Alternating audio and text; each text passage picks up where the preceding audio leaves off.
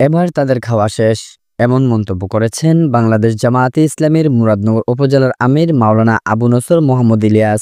এক জরিপের প্রেক্ষিতে বাংলাদেশ জাতীয়তাবাদী দল বিএনপিকে ইঙ্গিত করে তিনি এ মন্তব্য করেন।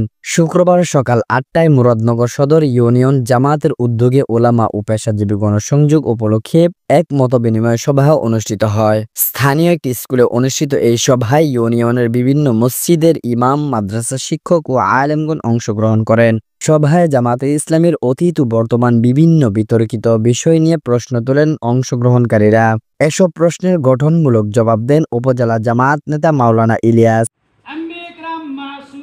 এ বিষয়ে কোনো আপত্তি নেই, কোনো বক্তব্য নেই, কোনো কথা নেই, কোনো দ্বিধাদ্বন্দ্ব নেই, কোনো প্রশ্ন প্রয়োজন নেই। তাহলে কি হবে? এই কথাগুলো তাহলে সব আমরা এখন আছি, আমরা এখন নিয়ে কথা বলছি। এ সময় জাতীয় ঐক্য এবং ইসলামপন্থী দলসমূহের এক ভোটের বাক্স গঠন নিয়ে আলোচনা হয়।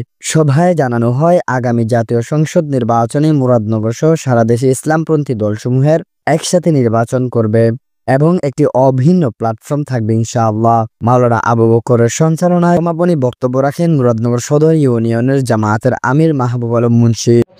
আমরা আপনাদেরকে উদারতা আহ্বান করবো, আসলে জাতির শ্রেষ্ঠ সন্তান হচ্ছে ওলামায়ে কেরাম। আপনারা জাতির যে একজন মসজিদের ইমাম, তাকে যেমন ইমাম মেনে আমরা মসজিদের নামাজে তাকবীর তালিমা থেকে শুরু করে সালাম ফেরান পর্যন্ত সকল কাজ যেভাবে আমরা তাকে অনুসরণ করে এরাভাবে কাজ করি, আমরা চাচ্ছি আগামী দিনে বাংলাদেশের নেতৃত্ব এই আলম সমাজের মধ্যে আসুক। পরবর্তীতে সংক্ষিপ্ত মুনাজাতের মাধ্যমে সভার সমাপ্তি ঘোষণা করা হয়। দেলোয়ার হোসাইন, বিকল্প টাইমস, মুরাদনগর।